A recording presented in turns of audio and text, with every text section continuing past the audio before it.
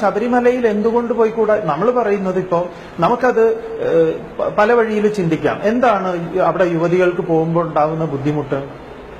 നമുക്കൊരു കാര്യം ചെയ്യാം, 364 ദിവസവും തുറന്നു കൊടുക്കാം. എന്തുകൊണ്ടായിക്കൂടാ? കാരണം അവിടെ അങ്ങനെ പാടില്ല എന്നൊരു നിയമം ഇല്ലല്ലോ.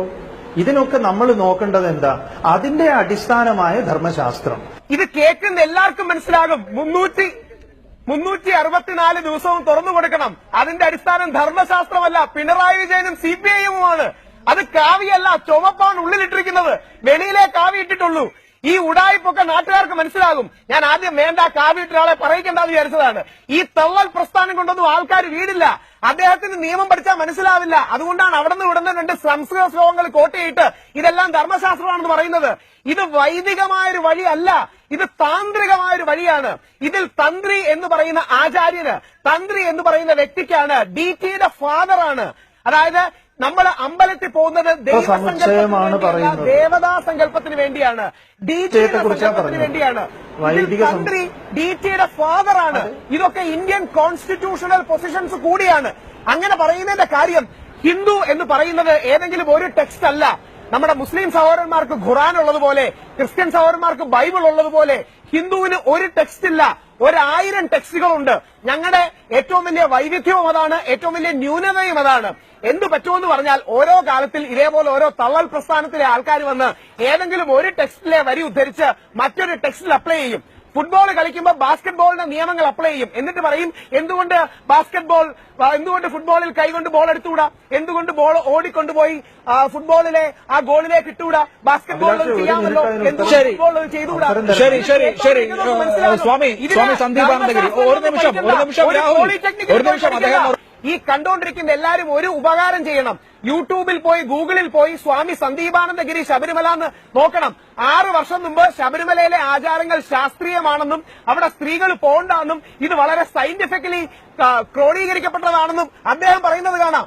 ഇതൊക്കെ കൈയടിക്ക് വേണ്ടിയുള്ള നമ്പറുകളാണ്.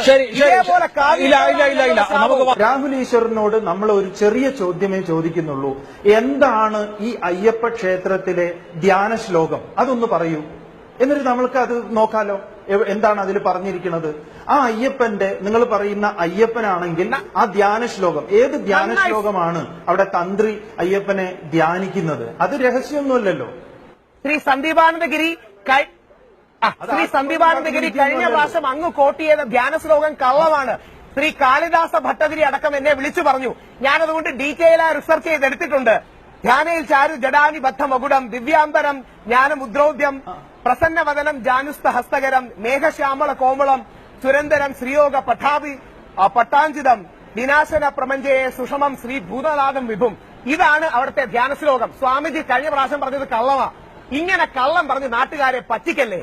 ഇത് ഏത് തന്ത്രിയോട് ചോദിച്ചാലും നിങ്ങൾ പറയുന്ന കള്ളമാണെന്ന് പറയും.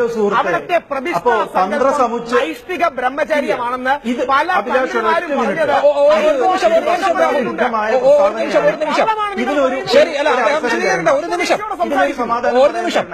സ്വാമി പറയൂ, ഇതിനൊരു അവസരം തരണം. സ്വാമി പറയൂ. ഇത് കേൾക്കുന്ന പ്രേക്ഷകരോട് നമുക്ക് പറയാൻ ഒരു അവസരം തരണം. കാരണം ഇത് കേൾക്കുന്ന പ്രേക്ഷകര് നിങ്ങൾ സ്വതന്ത്രമായിട്ട് അന്വേഷിക്കുക. ഈ ധ്യാന ശ്ലോകം ഇപ്പം രാഹുൽ പറഞ്ഞ ധ്യാന ശ്ലോകം കള്ളമാണ്.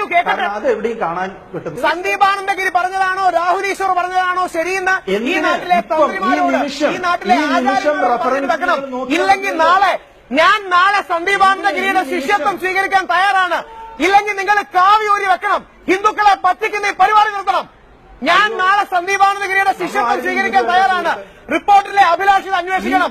ഇല്ലെങ്കിൽ നിങ്ങൾ കാവി ഊരി വെക്കണം. ഹിന്ദുക്കളെ പറ്റിക്കുന്ന ഈ ഉടായ്പ പരിപാടി നിർത്തണം. രാഹുലെ, ഇത് എനിക്ക് തീർപ്പ് കൽപ്പിക്കാൻ പറ്റുന്ന വിഷയമല്ല. റിപ്പോർട്ട് അഭിലാഷ് ചെയ്യട്ടെ. നാളെ ഈ നാട്ടിലെ പ്രമുഖ തന്ത്രിമാരോട് ചോദിച്ച് ശ്രീ അഭിലാഷ് ചെയ്യട്ടെ. പേടിക്കുന്ന എന്തിനാ? നമ്മൾ പറയുന്നത് തന്ത്രസമുച്ചയം എന്ന ആധികാരിക ഗ്രന്ഥത്തിൽ. കാരണം തന്ത്രസമുച്ചയമാണ് ഈ ക്ഷേത്രത്തിലെ പ്രതിഷ്ഠകളെ കുറിച്ച് പറയുന്നത്. അതിലെ പ്രതിഷ്ഠ എന്ന് പറഞ്ഞാൽ ആദ്യം തന്നെ പറയുക വിഷ്ണുവിനെ കുറിച്ചാണ്. വിഷ്ണു, പിന്നെ അതുപോലെ തന്നെ അതായത് നാരായണൻ എന്നുള്ള സങ്കല്പത്തിൽ, പിന്നെ ശിവൻ, പിന്നെ ശിവനും വിഷ്ണുവും ചേർന്നിട്ടുള്ള ഹരിനാരായണൻ.